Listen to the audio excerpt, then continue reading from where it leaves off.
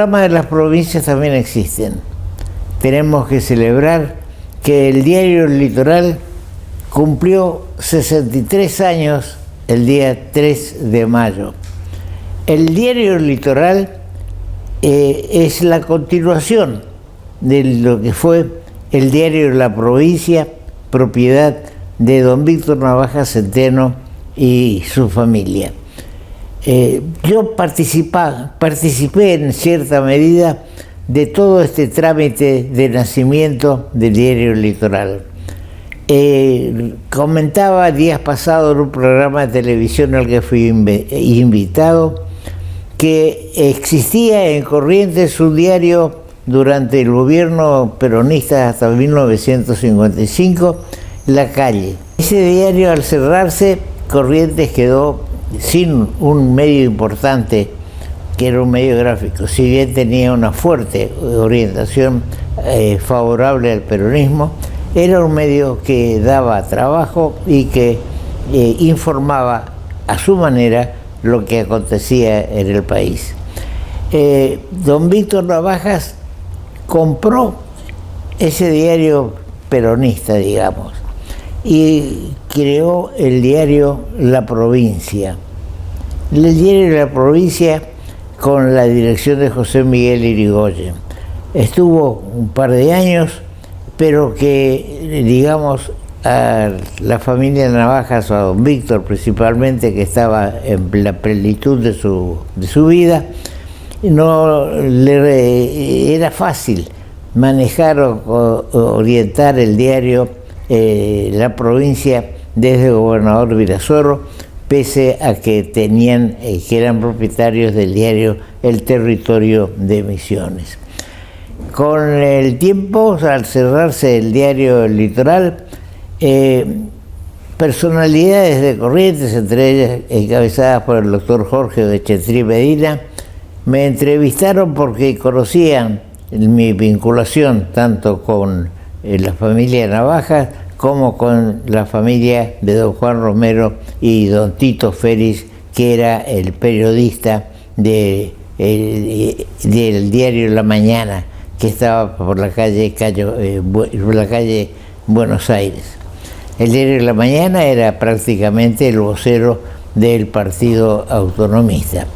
Bien, se hacen las tratativas y decía el intento de Jorge Bechetri Medina y un grupo de gente de Corrientes que intentaron alquilar el diario, la maquinaria, los equipos del diario La Provincia, porque cuando se compra y nace el diario La Provincia, se compra con todas las máquinas.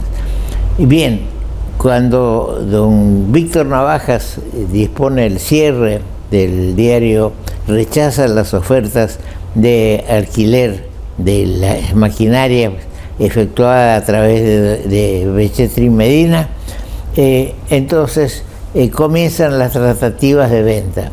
Y ahí surge el espíritu empresario de don Juan Romero, que era un ganadero, digamos, fuerte de Corrientes, y también tenía al lado a su cuñado, a don Tito Gabriel Félix, el tío Tito, como le decíamos, que era un periodista realmente de alma. Digamos, la visión comercial la tenía don Juan Romero y la parte periodística era de Tito Félix. Bien, lo felicitamos a Carlos Romero Félix, que pues, en la sucesión de don Juan quedó con el diario, con la propiedad del diario El Litoral. Quiero hacer una acotación. Un grupo de jóvenes de aquella época, entre las que me incluía, no quedamos bien con satisfechos con la venta del diario de La Provincia, el pase del diario de La Provincia al paso del Litoral, porque perdimos el nombre, La Provincia. Entonces hicimos una revista en la cual estábamos todos aquellos, un grupo que eran de la Cámara Junior, digamos, y que empezamos a editar la revista La Provincia, que estuvo un par de años también, y que después las circunstancias financieras hicieron desaparecer.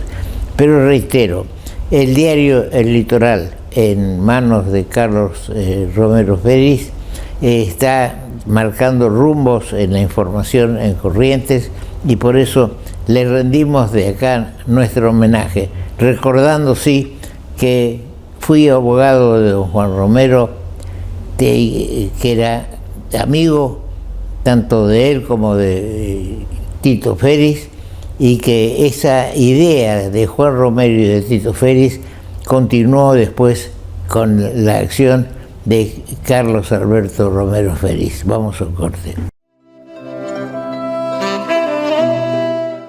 Con el Banco de Corrientes, cargas más y pagás menos.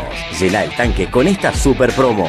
Todos los martes, 10% de descuento en combustible con tus tarjetas de crédito Visa y Mastercard. Con un tope de reintegro de 3.000 pesos. ¿Te lo vas a perder? Conoce las bases, condiciones y comercios adheridos en www.promosdelbanco.com. Banco, el Banco de Corrientes.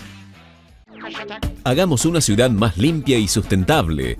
Separa plásticos, papeles, cartones, metales y vidrios y llévalos a los puntos verdes para que sean reciclados. Los encontrás en las plazas Vera, Libertad y Torrent, o en los parques Mitre y Cambacuá. Conoce dónde están los demás puntos y toda la info en ciudaddecorrientes.gov.ar/reciclando juntos.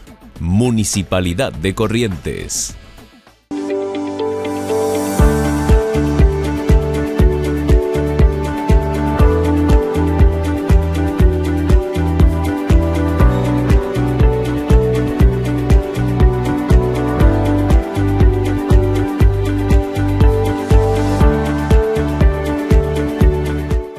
Estamos viendo que hay muchas provincias que están adelantando las elecciones de gobernador.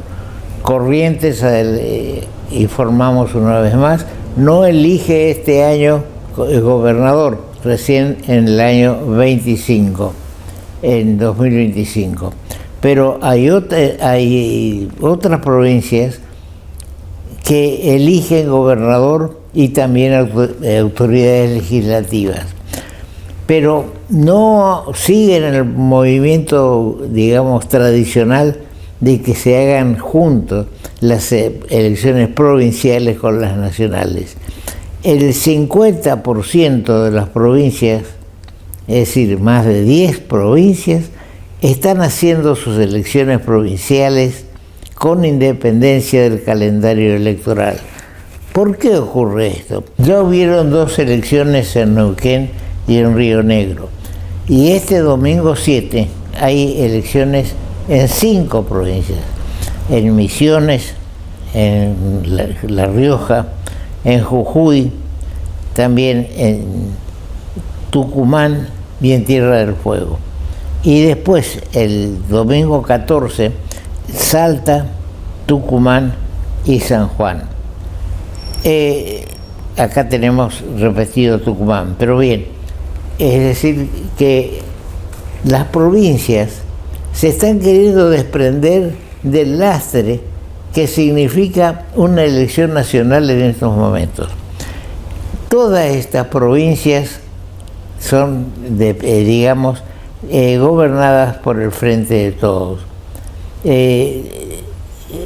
Entonces vemos que los mismos que pertenecen al gobierno nacional, por lo menos en el título, Frente de Todos, o kirchnerismo, o como se llame, son las que están adelantando las elecciones. ¿Por qué? Porque quieren evitar el lastre del gobierno de Alberto Fernández. Todos quieren desprenderse, como diciendo que el gobierno de Alberto Fernández cayó del cielo y fue presidente. Alberto Fernández es hechura total de Cristina Fernández de Kirchner. Le salió mal el juego, creyó que podría manejarlo totalmente como un muñeco a Alberto Fernández, y Alberto Fernández en algún momento dijo: no, yo tengo mi personalidad también e intentó abrirse de Cristina, sobre todo cuando fue ministro Guzmán, ministro de Economía. El ministro de Economía Guzmán no era del gusto de Cristina ni de la Cámpora, y entonces era permanentemente el choque de Fernández, presidente Fernández, con la vicepresidenta Cristina. Bien, ahora, entonces adelantan las elecciones porque hay una cuestión.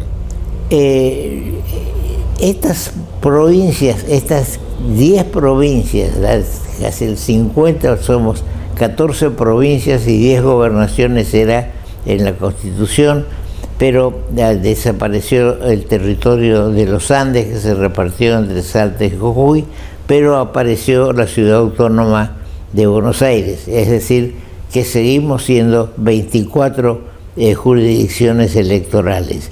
Ahora bien, la mitad, o el 48% de las provincias, de los distritos electorales, adelantan sus elecciones, porque el gobernador, como el intendente, es el que tiene el conocimiento de la realidad de su provincia o de su municipio.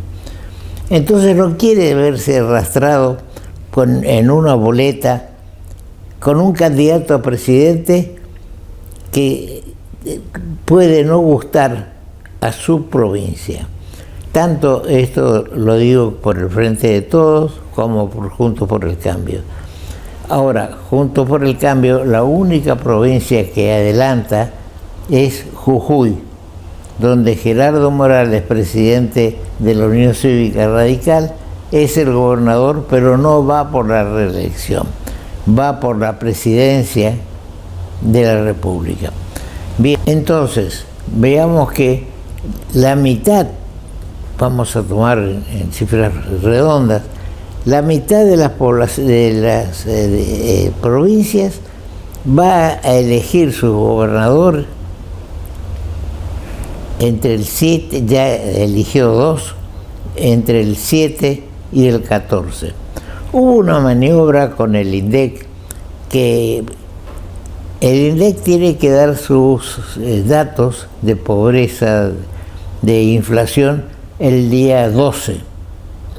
Entonces hubo un intento de que se pasara del día 12 al día 15 para que no influyeran las elecciones del día 14. Pero felizmente el INDEC impuso sus razones técnicas dejando de lado la política, y se van a conocer, el día 12 se van a conocer los datos que va a proporcionar el INDEC. Entonces, tenemos que, un dato importante, todo este conjunto de, digamos, 10 provincias, dos que ya eligieron, las que eligen el 7 y las que eligen el 14, no alcanzan al número de votos que tiene la provincia de Buenos Aires y la ciudad de Buenos Aires. Es decir, que podrán en estas elecciones provinciales adelantadas surgir un candidato u otro con muchos votos, pero donde está directamente la masa electoral es en provincia de Buenos Aires y Capital Federal. Pero bien, vamos a un corte y continuamos. Con el Banco de Corrientes, cargas más y pagás menos. Llena el tanque con esta super promo. Todos los martes, 10% de descuento en combustible con tus tarjetas de crédito Visa y Mastercard. Con un tope de reintegro de 3.000 pesos. ¿Te lo vas a perder? Conoce las bases, condiciones y comercios adheridos en www.promosdelbanco.com. Banco, el Banco de Corrientes. Hagamos una ciudad más limpia y sustentable. Separa plásticos, papeles, cartones, metales y vidrios y llévalos a los puntos verdes para que sean reciclados. Los encontrás en las plazas Vera, Libertad y Torrent, o en los parques Mitre y Cambacuá. Conoce dónde están los demás puntos y toda la info en ciudaddecorrientes.gov.ar/reciclando juntos. Municipalidad de Corrientes.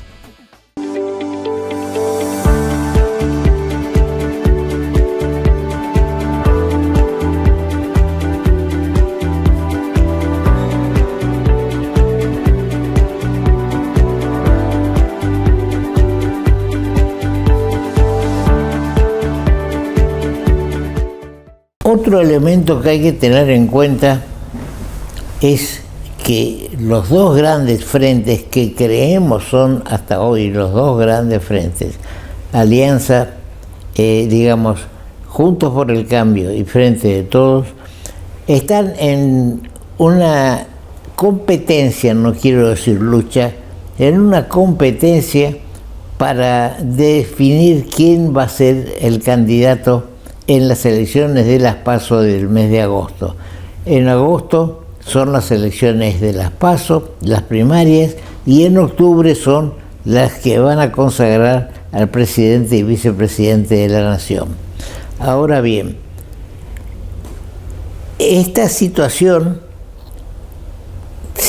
hay una situación que puede crearse e indicarnos en las PASO que hay un candidato, pongámosle el nombre, Milei, que Milei saca más votos que todos, si es que las grandes alianzas van con 2 candidatos o con 3 candidatos, porque entonces se puede dar el caso que si van 3 candidatos, cada uno de esos tenga 10, 8 o 12% de los votos, y si son 2, una situación similar.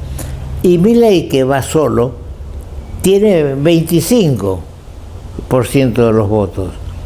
Es menos de lo que pueden sumar los 2 o 3 candidatos que van en las grandes alianzas. Y entonces aparecería Milei como el ganador de las PASO. Pero no es así, porque ya para la elección de octubre va a haber en la alianza Juntos por el Cambio o en el Frente de Todos, ya va a haber un solo candidato, porque a la primaria, a las PASO pueden ir 2 o 3, pero a la que define, que es la de octubre, va con uno solo. Y ahí es donde se va a ver la debilidad de Milei. ¿Por qué hablo de la debilidad de Milei? Porque Milei está, digamos, captando una gran parte del voto joven. Estuve recientemente en Buenos Aires y ya hice referencia al tema, y mis nietos en edad de votar les entusiasma Milei. Entonces, conversando con ellos, pregunto, ¿por qué? Porque están descreídos de la política y de los políticos que vienen desde años destruyendo el país. Nuestro país, del año 30, de 1930, empezó a tener un declive en los índices digamos, en cuanto a pobreza, en cuanto a inflación.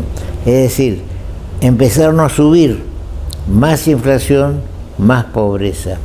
Entonces no ven tampoco en los candidatos de los frentes o de que están, hay 5, 6, 7 candidatos a presidente, que hagan una propuesta concreta que les pueda ver, que a los jóvenes que van a votar por primera vez ahora, les permita ver un futuro para quedarse en el país. No todos quieren irse del país. Hay muchos que sí, que terminada su educación básica pretenden irse a ganar más, a llevar una vida mejor que la que pueden llevar acá en nuestro país. Entonces ellos votan por Milei, que es el que se vayan todos del 2001. Ahora, Milei, suponiendo, yo no lo creo, pero suponiendo que llegara a la presidencia, ¿con quién va a gobernar? Se está hablando que hay de 50 o 60 mil cargos a llenar por un presidente electo. Y vemos que Milei, que castiga a lo que él llama la casta, es decir, a la política vieja y a los políticos viejos, vemos que en distintas provincias está recogiendo a esos miembros de la casta política que ya quedaron fuera del, digamos, del juego electoral y estaban retirados, y ven en la posibilidad de Milei de renacer y de volver a tener un cargo público. La campaña también se está deteriorando. Lamento que el gobernador Infran haya sido despectivo con los porteños, no voy a repetir las frases. También un intendente de Olavarría, refiriéndose a Milei, dice una expresión que tampoco la voy a repetir, pero que degrada sexualmente a Milei, y todo esto se va a ir ahondando a medida que nos arribemos a las elecciones de agosto.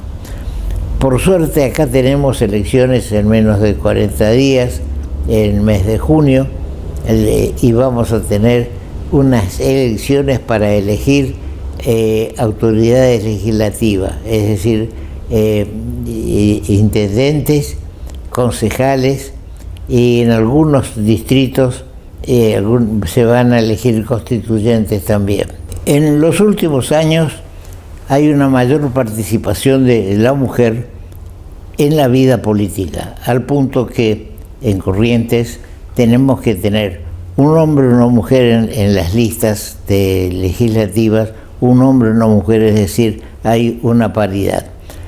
Esta diferenciación que había entre el hombre y la mujer también tuvo su repercusión en el Rotary Club Internacional, que es una organización sin fines de lucro y que lleva a cabo una actividad muy cercana a los problemas que tiene una determinada sociedad, un determinado lugar. Acá tenemos en Corrientes Rotary Club, que están integrados por mujeres y por hombres.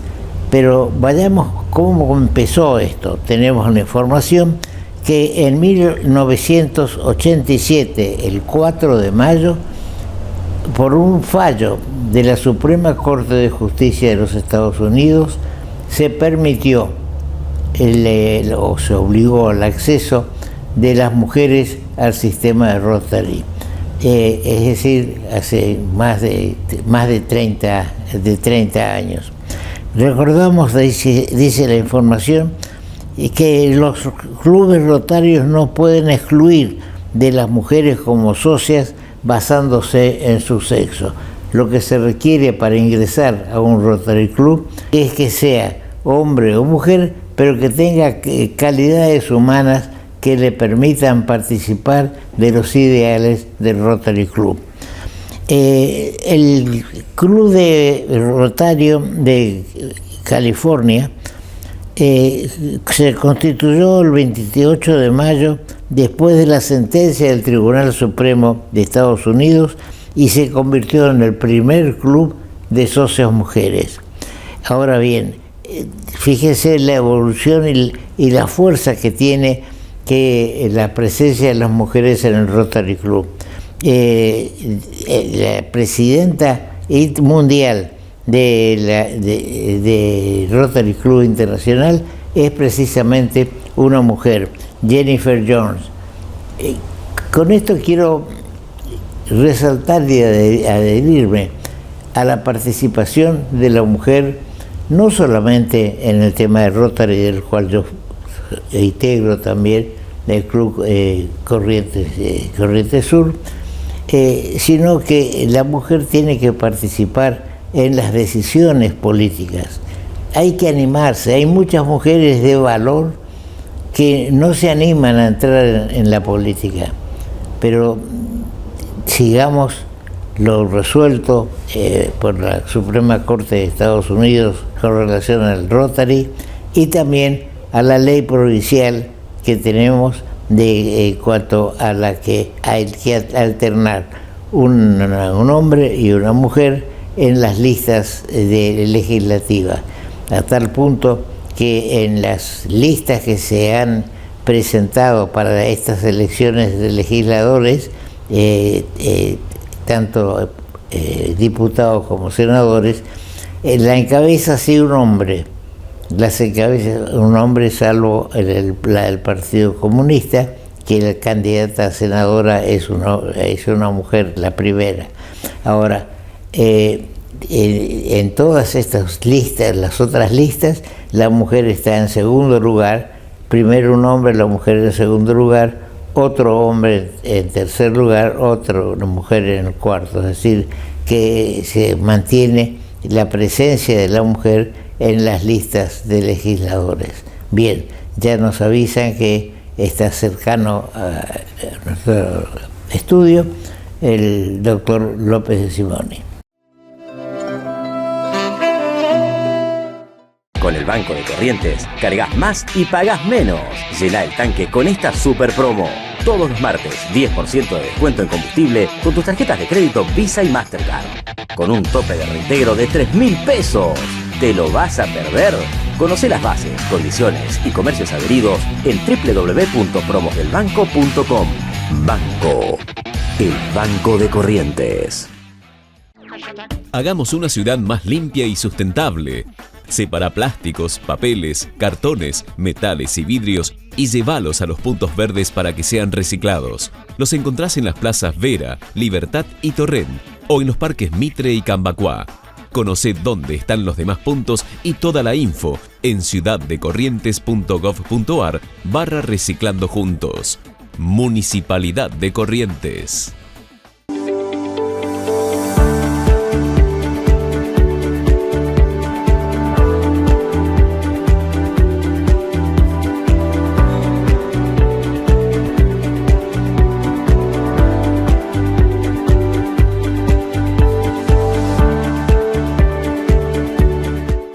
Estamos con el ministro de Justicia de la provincia, el doctor Juan José López de Simoni.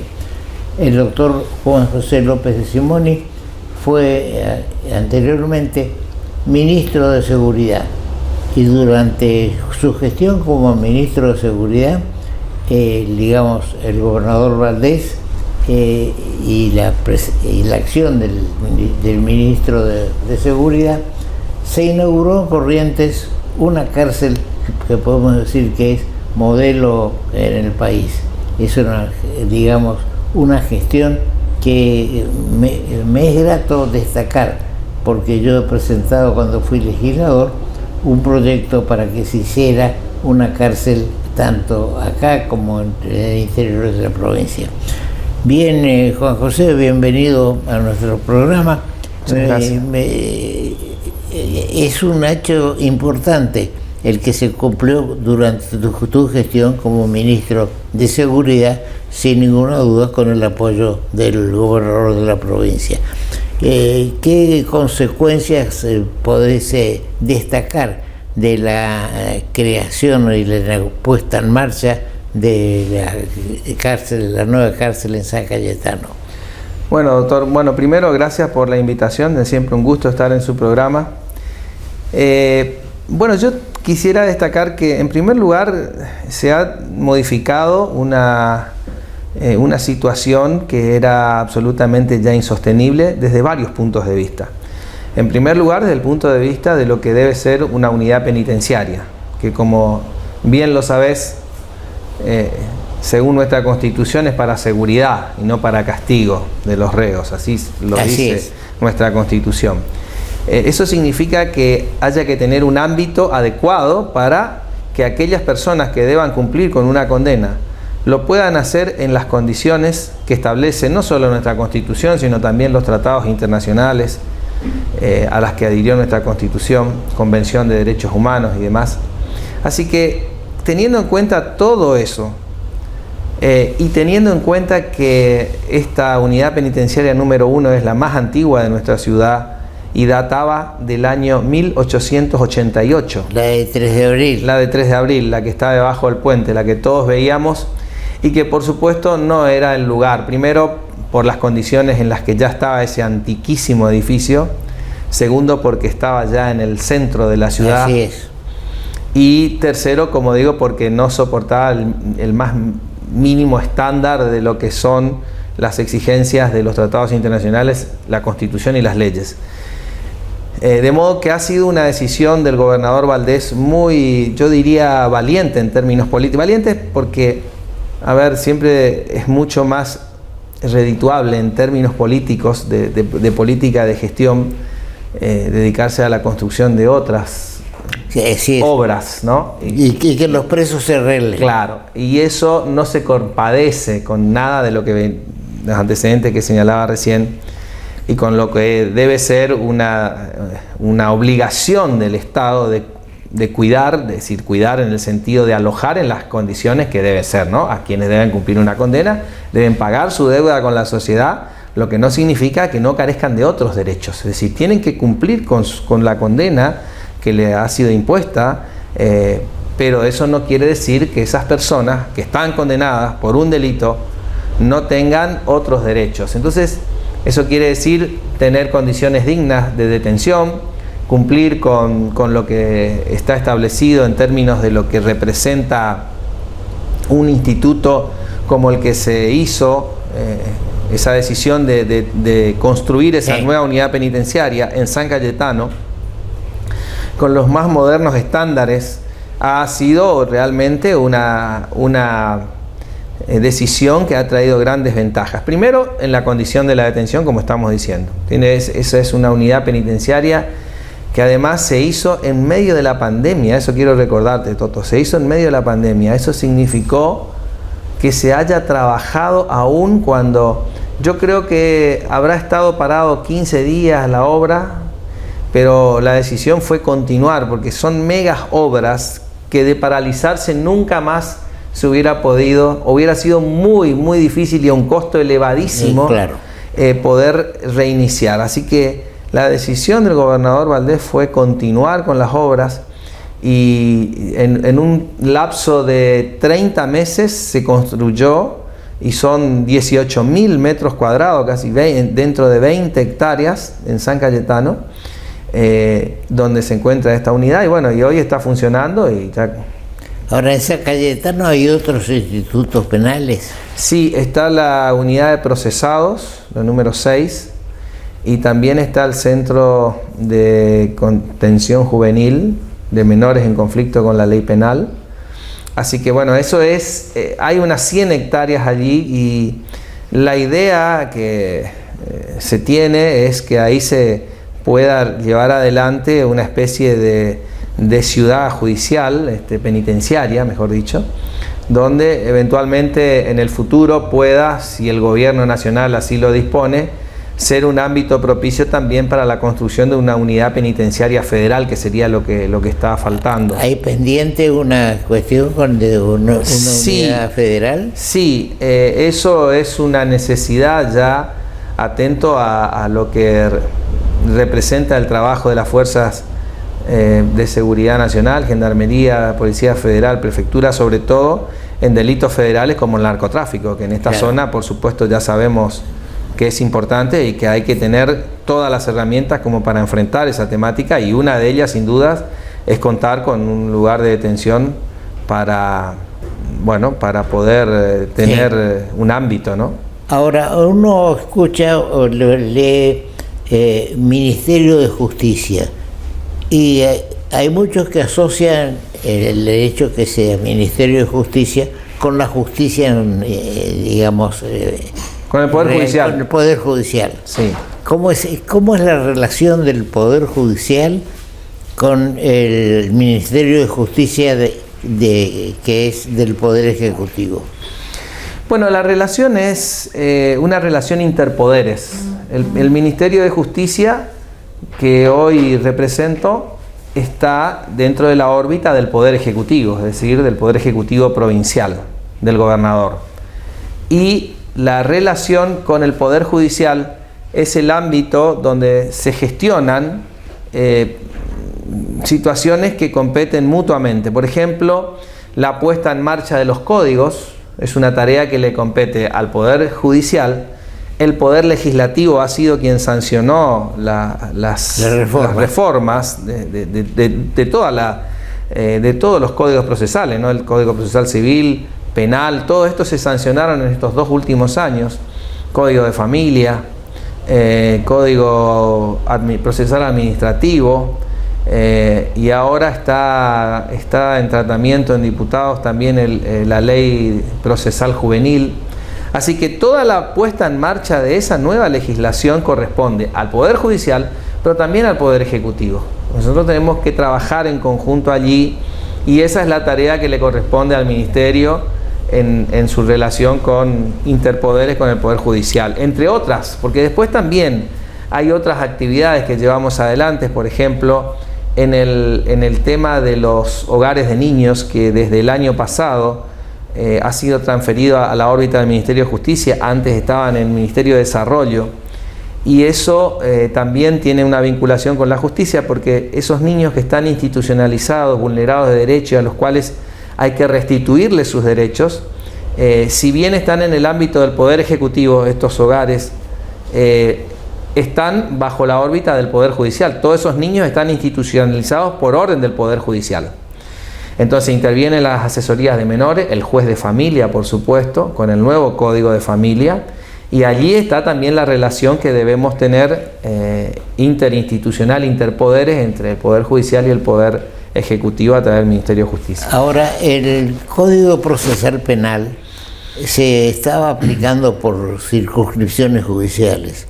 Ahora, ¿ya está vigente en toda la provincia? Sí, ya está vigente en toda la provincia desde el año pasado, desde diciembre del año pasado.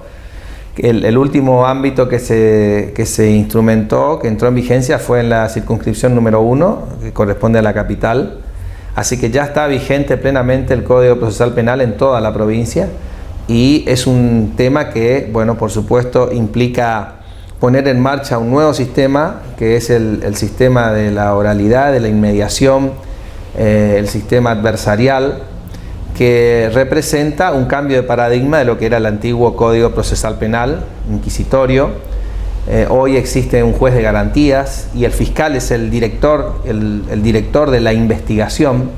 Es decir, que la policía hoy está a disposición del fiscal, y es el fiscal quien dirige la investigación. Y el juez de garantía es el que vela por el cumplimiento de las reglas del proceso. Ahora, el registro civil, por ejemplo, sí, ¿está dentro del Ministerio de Justicia? Sí, dentro del Ministerio de Justicia está el registro civil, está la inspección de personas jurídicas, está el Centro de Contención a Víctimas de Violencia de Género, y también todo lo que tiene que ver con la temática de derechos humanos.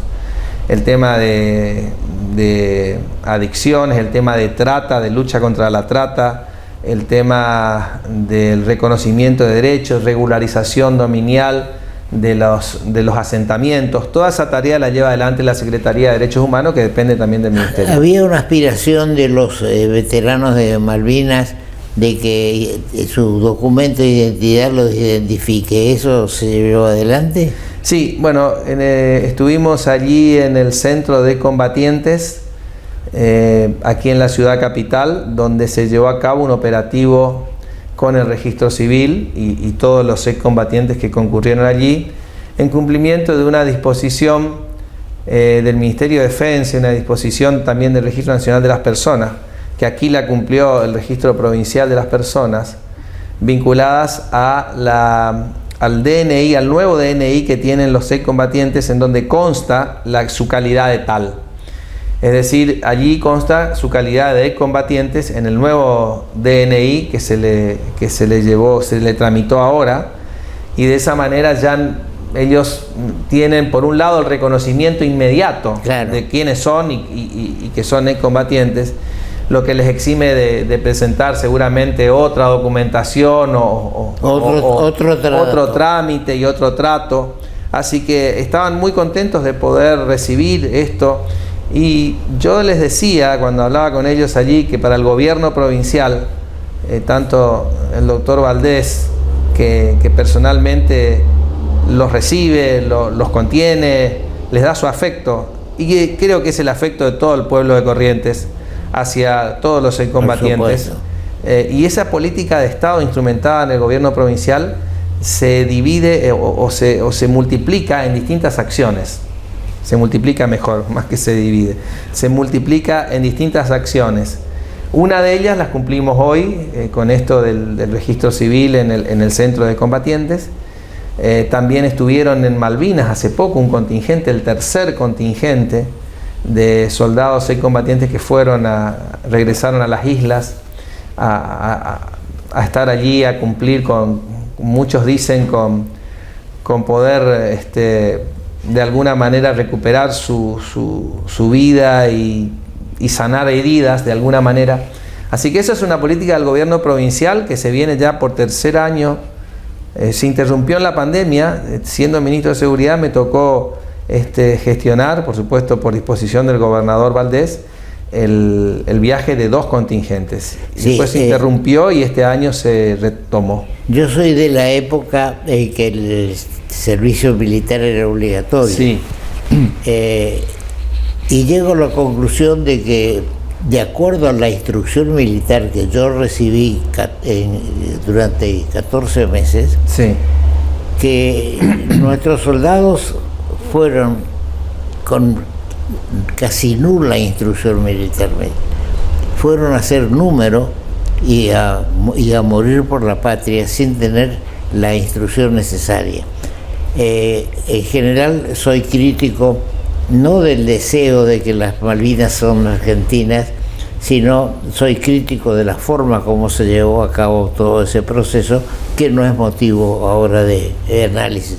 Pero sí quiero destacar que el hecho de incluir en su documento que son veteranos de Malvinas es un reconocimiento al hecho de que había un servicio militar obligatorio y que se fue a la lucha, porque en definitiva eso fue lo que ocurrió, sin la preparación necesaria, ¿no? Pero bueno, ese es un tema de otro andar.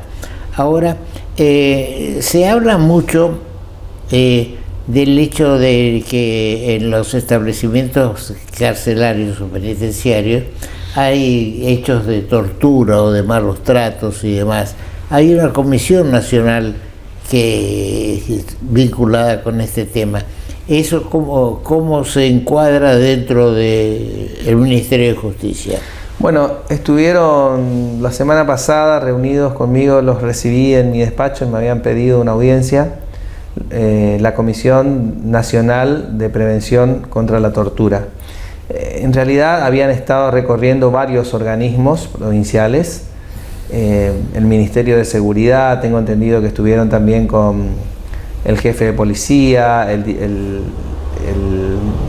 interventor, mejor dicho, el director general del servicio penitenciario, y también estuvieron en el Superior Tribunal, y en ese contexto también visitaron el Ministerio de Justicia. Bueno, así que hemos estado charlando acerca de lo que hicimos y lo que hacemos en Corrientes en pos de los derechos humanos. El Ministerio de Justicia también es el Ministerio de Justicia y Derechos Humanos, o sea que es un ámbito que me corresponde gestionar. Estuvimos hablando de toda esa temática, de lo relacionado también con el Patronato de Liberados, que depende también del Ministerio de Justicia, y de la tarea que lleva adelante ese organismo del Estado, el Patronato de Liberados, que se encarga de alguna manera gestionar la vida post cumplimiento de la condena de los internos, ¿no? De las personas que ya cumplen la condena y tienen que reinsertarse a la sociedad. Bueno, la misión es tratar de buscarle actividades y que puedan reinsertarse siendo personas útiles y dejando atrás, porque ya han pagado al cumplir su condena, su deuda con la sociedad. Así que estuvimos hablando de eso, de la capacitación que necesitamos, no solo para los liberados, sino también para los internos. Así que estuvimos hablando de un programa que probablemente lo llevemos adelante junto a otros. Este es un programa que estamos gestionando para capacitación, fíjate en el tema que es árbitro de fútbol profesional.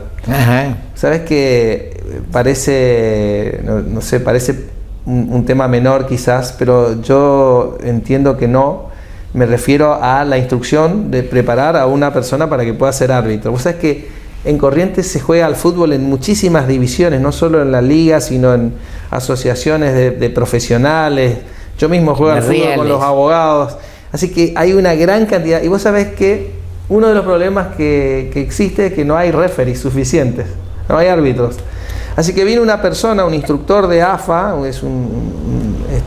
fue árbitro profesional, Ángel Mesa, y nos ofreció poder hacer una capacitación. Bueno, y de eso estuvimos hablando para empezar por ese ámbito y después, bueno, hemos conversado acerca de la nueva unidad penitenciaria que mencionábamos anteriormente. Yo les comentaba el esfuerzo económico, material y la decisión política del gobernador de llevar adelante ese proyecto para tener una unidad penitenciaria en condiciones. Así que entiendo que se fueron de alguna manera conformes con lo que estábamos haciendo en Corrientes. Por supuesto que en una gestión nunca uno puede decir que está agotado todo, ni mucho menos. Ahora, es importante el tema de los árbitros de fútbol. Uno podrá decir, es secundario o terciario, sí. Pero si uno ve los hechos que se están dando en el Gran Buenos Aires y hasta en provincias, por enfrentamientos derivados de disconformidad con lo que pudo haber hecho un juez, porque en definitiva es un juez, así es, ¿no es cierto? Así es. Es interesante la capacitación e introducir el tema en la acción de gobierno, ¿no es cierto? Así que todos los temas son importantes, todo a la hora de tener que ver de qué manera aportamos a la sociedad, al conjunto de la sociedad. Nosotros como argentinos y como una sociedad que necesita de alguna manera entender el rol de este tiempo, me parece a mí, sobre todo con dos aspectos que son fundamentales para mí. Mirá, el otro día coincidía con un filósofo que se llama Alejandro Katz, conocer, siempre escribe. Hablaba de dos conceptos que a mí me parecen centrales. Uno es el de ciudadano. Tenemos que construir ciudadanía todos los días, desde el lugar que nos toca, en la función pública, desde el periodismo, desde nuestra propia condición de ciudadano. Eso sí quiere decir ejercer nuestros derechos, pero cumplir nuestros deberes también. Algo a lo que por ahí no es afecto gran parte de la sociedad, porque se piensa que yo hago lo que me conviene y no lo que manda la ley, por ejemplo, ¿no? Sí, pero cuando uno hace lo que más le conviene, dejando de lado los derechos generales, vuelve después la pelota y con más fuerza y afecta a aquel que descree de los derechos ciudadanos, ¿no? Por supuesto, porque lo peor que nos puede pasar es caer en el escepticismo o caer en demoler las instituciones. Entonces, como siempre se dice, las instituciones son representadas por personas, hombres y mujeres, pero las instituciones son las que tienen que ser fuertes para que tengamos un país desarrollado y una ciudadanía fuerte que ejerza sus derechos. Esa es nuestra misión. Ojalá podamos lograrlo y ojalá podamos llevar adelante gestiones, como digo, para todos los días construir ciudadanía. Y el otro concepto que te iba a decir es el de consumidor. Fíjate qué concepto, ¿no? El de consumidor. Los países desarrollados tienen esos dos conceptos muy, muy internalizados. Ser buen ciudadano y ser un buen consumidor. Y se refiere a que ser un buen consumidor también quiere decir tratar que se reconozcan los derechos del consumidor, que generalmente son pisoteados y que uno no tiene herramientas para defenderse, pero la ciudadanía no actúa como un buen consumidor, ¿no? Eso cuando... O sea que a mí me tocó estar en defensa del consumidor y hemos trabajado mucho para tratar de imponer lo que dice la ley del consumidor y lo que un ciudadano convertido en consumidor debe ejercer, porque si no, quedamos a merced de lo que te digan o de lo que se le ocurra a la empresa o al comercio, y siempre el que sale perjudicado es el consumidor. Por eso aprender a ser consumidor también quiere decir aprender a reclamar por sus derechos. Así que son dos conceptos que me llaman la atención y que me parecen muy adecuados para este tiempo y para que reflexionemos sobre eso, ¿no? Sí, fíjate que lo que uno nota, las pocas veces que uno va a un supermercado, Sí. Que dice un producto y tiene en letras grandes 139 pesos, Sí. por decir una cifra. Sí. Que es la que hoy vale un tomate, vale 130 pesos. Sí. ¿No es cierto? Increíble. Bueno, pero cambiemos el número, 250. Y uno agarra el producto porque vio 250. Claro. Llega a la caja y dice, no, son 250 si lleva 3.